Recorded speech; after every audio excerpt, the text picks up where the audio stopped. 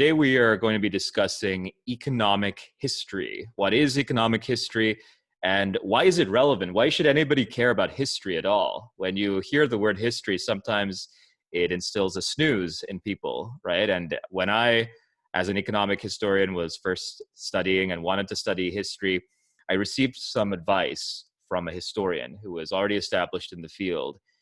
History, by definition, has no future. Now, that being said, I don't think I agree with that. I don't think my guest agrees with that. I think that history can actually be very applicable to many of the challenges we face in our daily lives. I think that it can be used to inform the decisions that we take from a policy perspective in economics as well. Joining me today is my guest, Dr. Christopher Colvin. Christopher Colvin is a professor. He's a lecturer in economics at Queen's University, Belfast. And he is a researcher. He looks into financial crises, among other aspects of economic history. And he has written a fantastic book. If you are an economics student, I would highly recommend getting this book. This is from Palgrave Macmillan. It is an economist's guide to economic history, and I will put that in the description box below. So this discussion is going to be accessible to those of you who are undergraduate students in economics, maybe those of you in high school who are thinking about studying economics or business or something of that nature, something like applied math or even history. It'll also be applicable to those, I think, who are interested in history. Now, first of all, Chris, I'd like to ask you the question, why should anybody care about economic history? Without history, we can't even begin to understand the present day. The way we live now is so informed and determined by things that have happened before. The institutions that govern our society were created for a particular reason, to solve a particular problem. That problem may have gone away, but the institutions persist.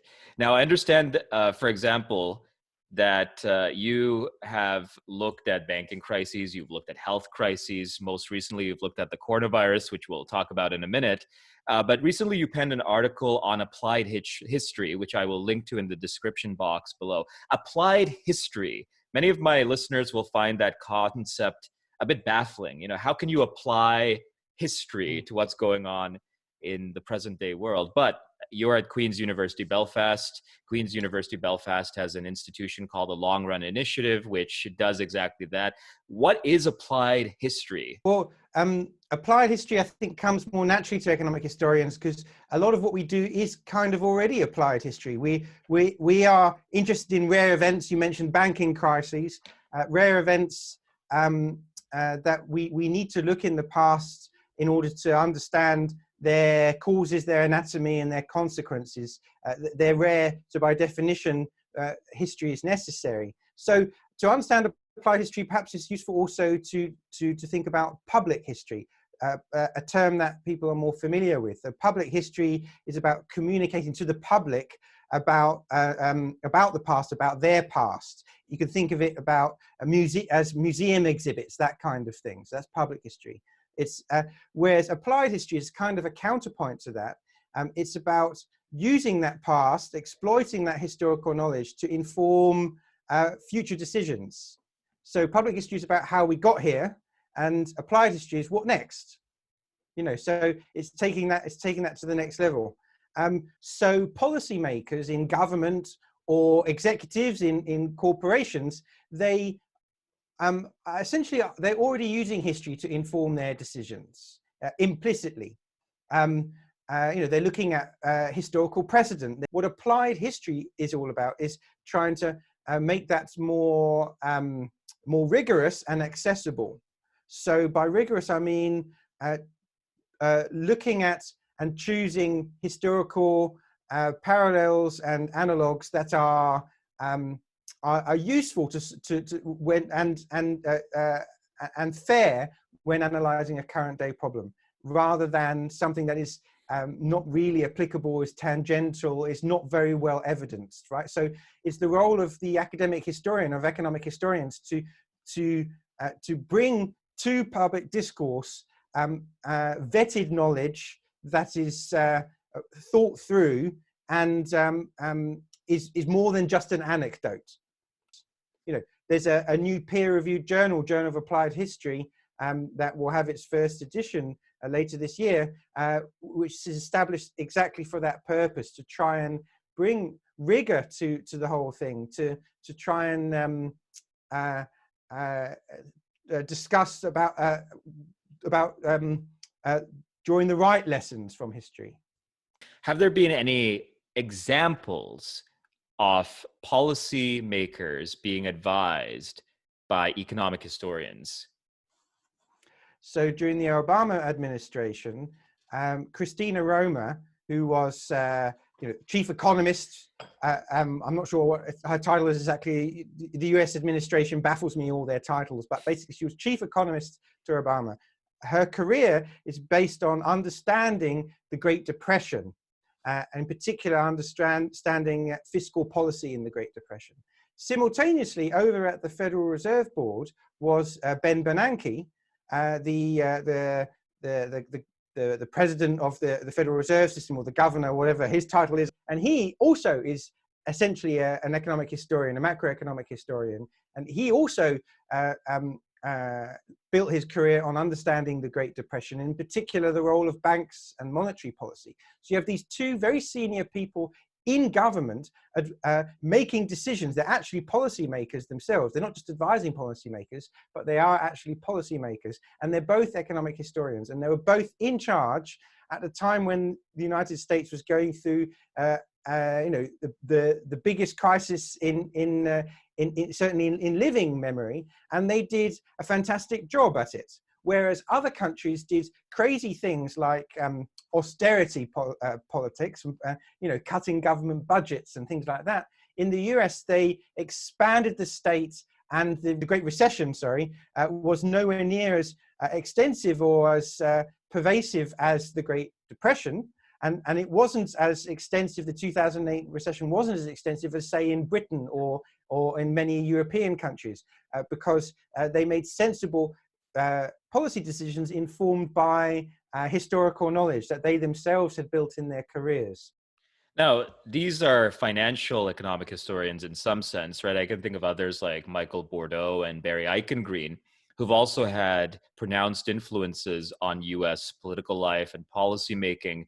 But that being said, banking crises just seem to make intuitive sense as directly applicable to policy. What about niche areas? What can we learn from witchcraft and the economic causes and consequences of witchcraft in early modern Scotland, or forced labor in Peru, right? What can we learn about these niche areas? How can we apply these niche areas to today? That seems like a tall order. Well, I think one interesting niche area that's very, there's a big discussion, very active at the moment, is with the wages of builders in the early modern period. So say from 1500 to 1700s, right? Who cares about wages of builders, right? So there's this huge industry, potted industry of people collecting wage data and figuring out labor markets, how they work, the institutions of labor markets at the time. And it turns out it's really important, because one of the explanations for the Industrial Revolution is all about the relative costs of labor versus energy, essentially. So if labor costs are really high, you might want to substitute your labor with labor-saving technology, i.e., capital investments, machinery. Sorry, just to interrupt here. How would this be of any relevance to somebody today, right? Why should somebody today care about the causes of the Industrial Revolution today? Is it something to do with development economics? Is it something to do with industrial policy? Is that what we're getting at here? So today we have countries that are rich and countries that are poor, and understanding the Industrial Revolution, how that happened, is a lens through which we can understand present day issues about development economics. But it's more than that. So understanding the particular labor market and institutions and the role and bargaining power of labor may help us to understand today about labor movements and labor unions and the power of wage bargaining and collective action and all these sorts of things. So instead of using the present day, we can use the past and get into the specifics and the details of the past, which is sometimes easier to do. What our contribution is finding this new data, the amazing new data. Today, for instance, I've been typing in birth and death data by Poor Law Union for Ireland in 1918, 1919, so we can work out the spread of the Spanish flu pandemic. I'm typing this in, the data's there, That's very just no cool. one's typed it in, no one's analyzed it as an economist, no one's collated this and cross-referenced it with other data sources to look at the impact of the flu pandemic, things like that. I mean, we'll come to that later, but the point I'm trying to make is sometimes a particular historical question or context can be very obscure. The wages of builders, but and that's okay. It's okay to be obscure. But as an economist, as an economic historian, I think the past has useful knowledge and can be very useful. Looking at a specific context and understanding how all the different variables around that context have an influence on the outcomes, even if it is forced labor in Peru. Melissa Dell and her work on that is an excellent example. She's been able to think about the role of institutions and the long run impact of institutions from hundreds of years ago on today. So it's no matter how obscure, there might be something in it because we can draw analogs with the present. A skeptic might come back at you and they might say, look, institutions are pretty set in their ways. Barring some great calamity like a revolution or something of that nature, institutions are just going to stay the same for a long period of time. Why should we care about the impacts of institutions on long-term outcomes as historians? That seems sort of like a useless endeavor. It seems like we're just sort of chasing a feather in the wind. It's not just institutions, but say in the work of Greg Clark, who he rejects the sort of institutional hypotheses and says it's much more fundamental. It's like there's maybe even a human biological element to it. But he would say that, okay, so if say that's the case, the rich are rich because they're have a certain culture, a certain set of institutions, a certain biology, whatever it is, and the poor are poor because they're different in these other respects. They have a different culture, or they exploit institutions less successful, and this is all stuck and it's sticky, and it can't be changed. Well, understanding that is crucial if you want to design policies to try and correct for that.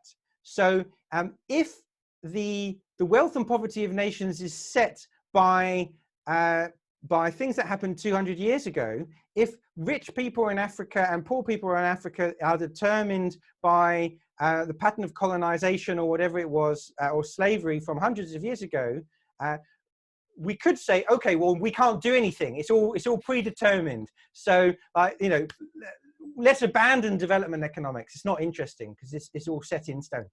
I would say, well, actually, understanding why it's set in stone helps us fight it. So it helps us understand what we can do about it. So we can devise policies and target those areas and those sets of people that have maybe a historical disadvantage because they were exposed to the quote unquote the wrong set of institutions. I gather what you're saying essentially is that understanding these institutions allows us to know the parameters of where we can act, right? Essentially, to what extent will policy be successful? So if you're like Gregory Clark in The Sun Also Rises, he basically exposits the view that social and economic inequality is persistent and very difficult to defeat. What policies then are going to be successful at combating inequality to the extent that they are successful at all? Now, I'd like to just shift gears a little bit and talk about black swans. For those of you who don't know what black swans are, you should read Nassim Taleb's book, The Black Swan. A black swan essentially is when something happens, an event happens that is surprising, shocking. Nobody really knew that it was going to happen. Nobody really prepared or predicted this event. And with the hindsight of history, we can say, oh, this was completely predictable. Given these set of factors, this was bound to happen. Financial crises, economic crises, revolutions would be examples, perhaps. Can economic history help us to be mindful of and to understand these black swan events better? These black swans are they're only predictable once they've happened. So I have this paper, it's one of my first publications. It's called Predicting the Past. And then there's a subtitle, which is detailed. But it's basically, I'm trying to use historical data on banks in the Netherlands to predict what happens next. So in the early 20s, there is a big banking crisis, 150 banks approximately in the Netherlands, a third of them fail. Right, so it's a huge banking crisis.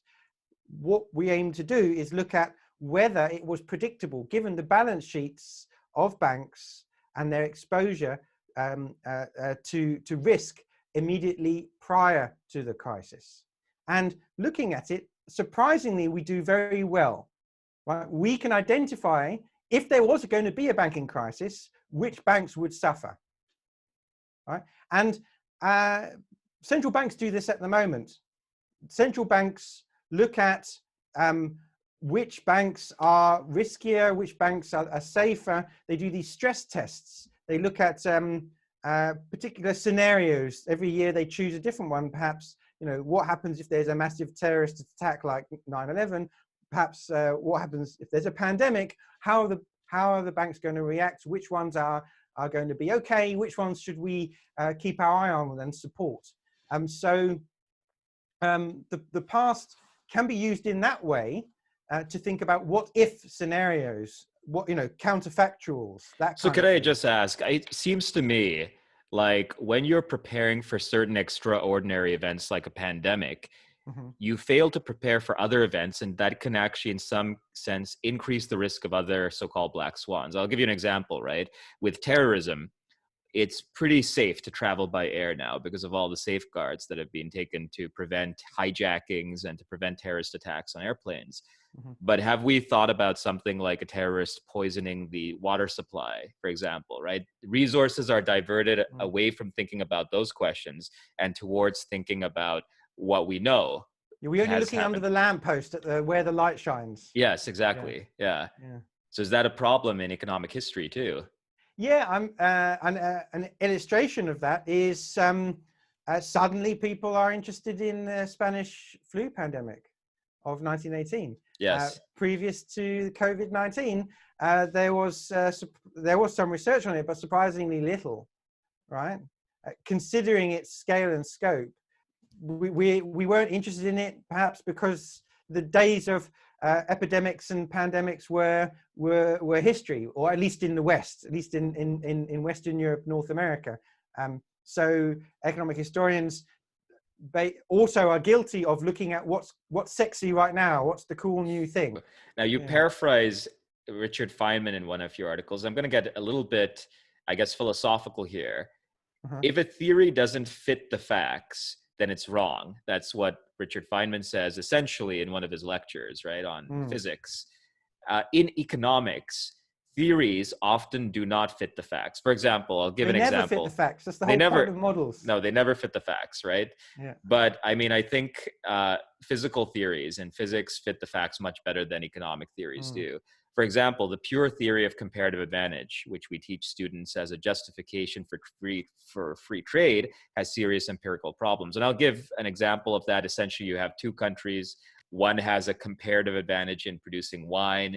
The other has a comparative advantage in producing, I don't know, heroin. Potatoes. Potatoes, yeah, why not? That's much... that's a very historical example, actually. So therefore, this country should only produce wine, this country should only produce potatoes, and they should trade with each other. That has always seemed like a bit of a silly idea to me on the face of it. It just doesn't take into account the fact that prices change, that you could have something like a pandemic in one country, which would prevent potatoes from being supplied to the other. Can economic history help us to inform and better derive economic theory? theory and history actually are maybe odd bedfellows, but they can be quite if they work together, there's scope for a lot more collaboration than there is. But a lot of the more profound and interesting theories that are everyday in economics are informed by history or come out of collaborations with historians, right? So we can think of transaction cost economics, which you can use to make the comparative advantage model a lot more complicated, and it's a lot more realistic, as coming out of work by historians and business historians and things like that. I was going to say, theories are always wrong. The way I teach about the role of theory to my students is a theory is like a map, right? So in every classroom at Queen's, there are two maps on the wall. One is a map of the classroom where the furniture should be in the classroom. And the other one is a map of where the building is in relation to the campus and where people should right? So the first one, the furniture, basically it's a model which shows where the furniture should be left at the end of the day. The other one is where people should collect in the event of a fire, right? Both are useful for their particular problem that they're trying to solve. They're not useful in the other problem. And I know there's a whole subtlety there, but if we think of theories as maps or models as maps, then we might need a different scale for different situations. So the comparative advantage idea might have the right scale to generalize and draw big lessons, and the detail might all be wrong. It might not work it might not work in a lot of cases. It might not work in all cases, maybe even. But it's some way towards revealing an explanation. It's a baseline, like when we teach markets to first years. Often the way I was taught it is we teach markets with perfect information and no transaction costs. And we have a demand and supply, and they meet on a cross, and then the curve shifts, and there's equilibria and stuff like that. And all that is nonsense. And economists know that because it's much more complicated. People have market power, firms have market power, labor has market power, and this makes it more complicated.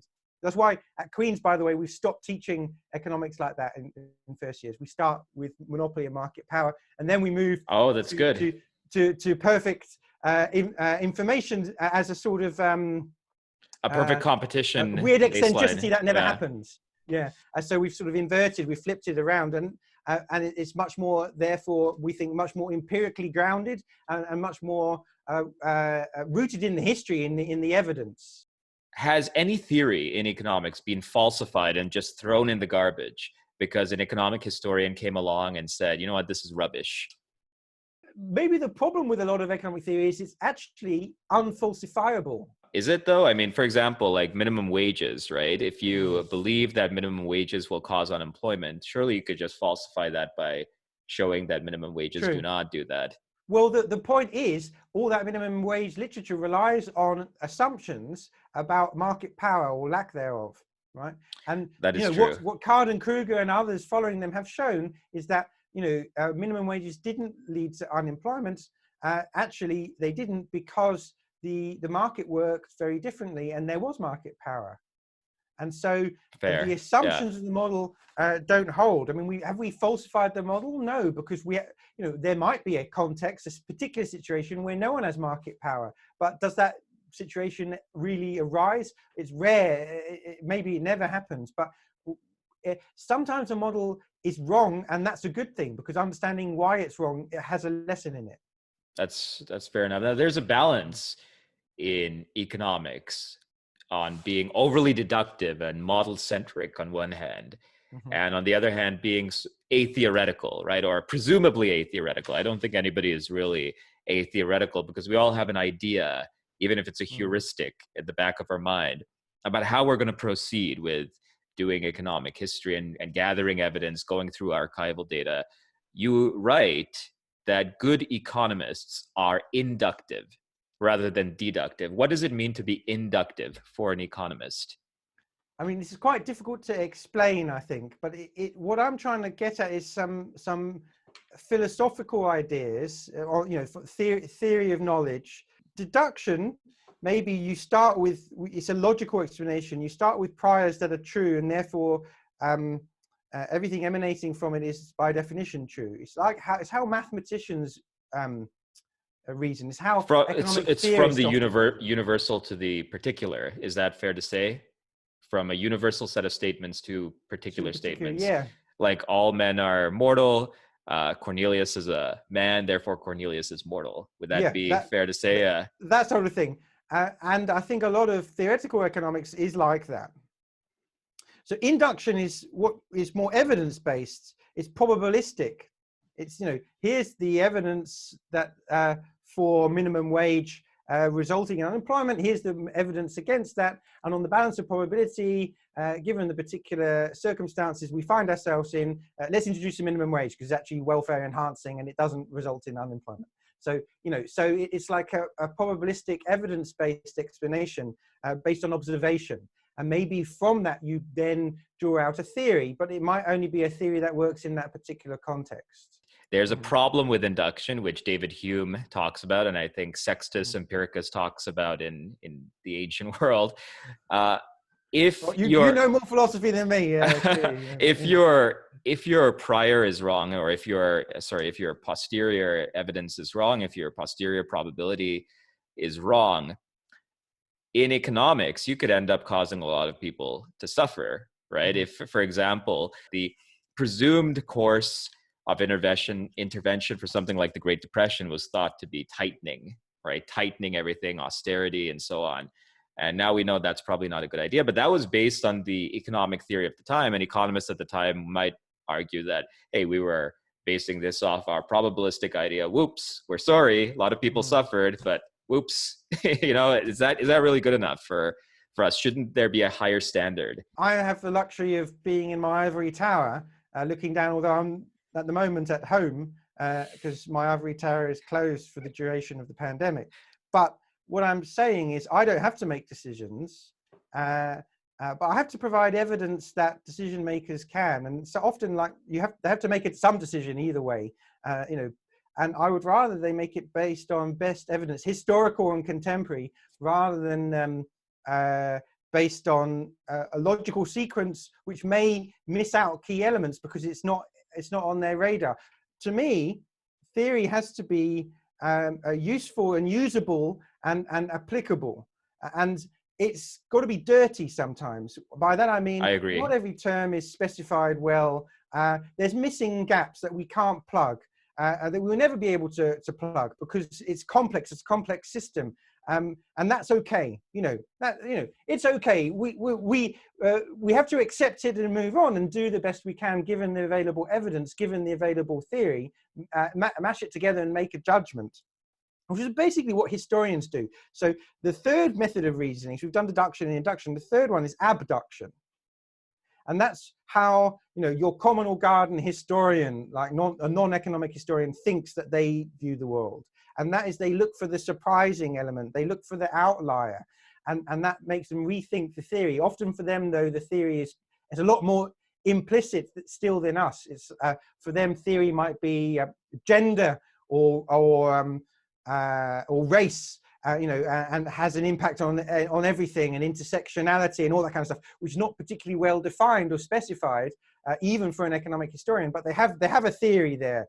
The problem with that way of doing things, and the problem also with deduction in this way, is that you'll often end up like confirming the consequent and ignoring the evidence that doesn't fit your grand theory or your specific mathematical theory. Either way results in bad social science and bad in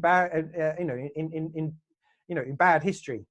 Turning to specific applied work, in addition to your article on applied history, you have a piece in The Conversation, which I'll link below, in The Conversation about how economic history can inform our response to the COVID-19 pandemic. What do past pandemics, like the 1918 Spanish flu, which you just mentioned you're doing research on, tell us about how to react in the face of COVID-19. What's going to happen to the economy? What does the Spanish flu tell us about COVID-19? What can it tell us, if anything at all?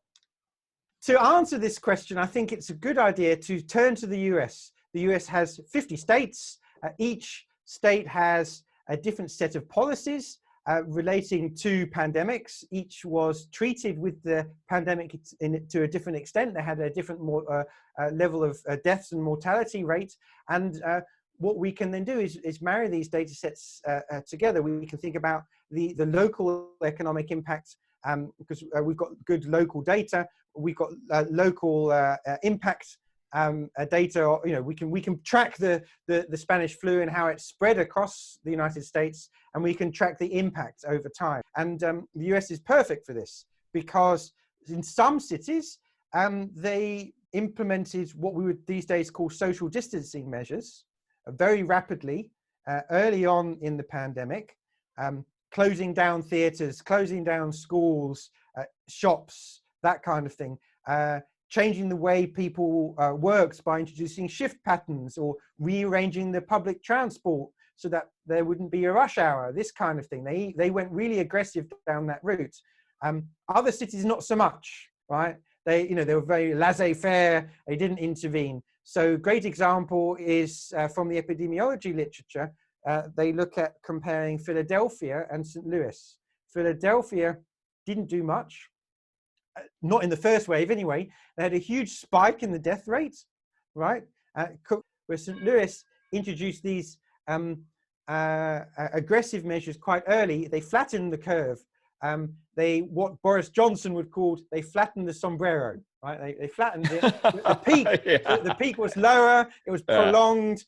There were far fewer deaths. Now there's a bunch of economic historians who are looking at the impact of these social distancing measures, the immediate economic consequences. So in the public discourse, in the US at least, there's this idea by Trump and his inner cabal that there's a trade-off between economy and social distancing. And what they are arguing is actually in the context of the 1918-19 flu pandemic, there wasn't a trade-off. The cities that introduced most aggressive social distancing measures recovered the easiest. They suffered from fewer economic consequences in terms of unemployment in industrial production and things like that. So they would argue, if you actually look at the evidence, there's no trade-off. And that's a profound insight from that particular pandemic that might be relevant to policymakers today, that actually we shouldn't worry too much about the economic consequences. That's fascinating to me because there are a lot of people now who are journalists, even who are policymakers sometimes, and even academics who are arguing that there are trade-offs, right? And what you're saying, I think, makes a lot of sense. There aren't necessarily trade-offs to this. And it seems from what you're saying that economic history can be useful in certain contexts, actually in a wide variety of contexts. What would you advise those considering economic history as a career? Well, the cliche advice that I think the previous generation to us would give us is have a second field and pretend you're not an economic historian, be a chameleon, all this kind of stuff. Now, I reject that. I am an out and proud economic historian, and I will tell everyone at the top of my voice that I am an economic historian. I am not shy about it. And I think we have moved on in economic history, in economics. We've moved on to a point now where economic historians are once again treated seriously. We have something to offer that other economists in other fields do not, right? And actually, the bonus that we have that people in other fields don't have is that, yes, we are quite flexible. And we are chameleons. We can talk to many people. We can talk to theorists. We can talk to labor economists. We can talk to financial economists. What we do is inherently interdisciplinary, and we can talk common language, and we can teach these things. So if your field is economic history, actually you can be quite attractive on the labor market. Then a typical university may only have one economic history course, but they have other courses that need to be taught, introduction to economics, econometrics, whatever it is, labor economics, development economics. And often these other fields can be taught by economic historians too, because we know enough about those fields, especially at an undergraduate level, to be able to teach them, right? So that's advice on becoming an academic, don't be shy about your field of economic history. If you want to move into economics, you're a new undergraduate student, why should you choose to do economic history? Well, I think for very similar reasons. It will help you become a better economist, right? It will give you the toolkit to be skeptical about the theories that we learn. It will provide the context in which some of these theories were created. These theories are created to understand particular situations, historical situations, and understanding that and understanding why they worked in that context requires the toolkit of a historian as well. So I encourage new economic students, if they have the option at their university, to give it a go and give economic history a try. And if they fall in love with it, like you or me did, yes, go all out and choose it as your field of specialization for graduate studies. I think there are enough jobs out there for economic historians. I mean, I think also that economic history makes you a better communicator in some sense, because we have to debate and we have to argue with historians as well as with economists. So we have to transcend this technical jargon that we are often given, right? Talking exactly about that, I've just created this new course here at Queen's. Run it for 1 year now, called Communicating Economics. It's for first year undergraduates, and it's an accompaniment to a principles course.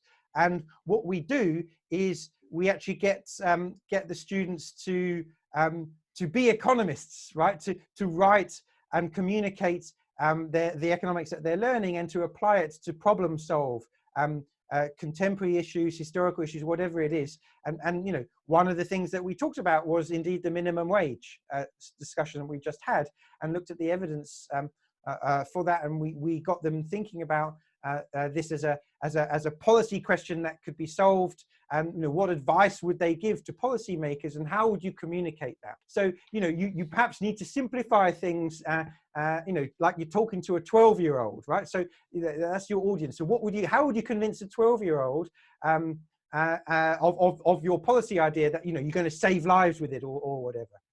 Yeah. We are at the end of the interview. Thank you very much, Chris. Thank you for being on our show. Thanks for having me. And before we go, though, where can we find you? Of course, just to plug it again, we have The Economist's Guide to Economic History, a fantastic book, which you co-edited with Matthias Blum, who I believe is also at QUB.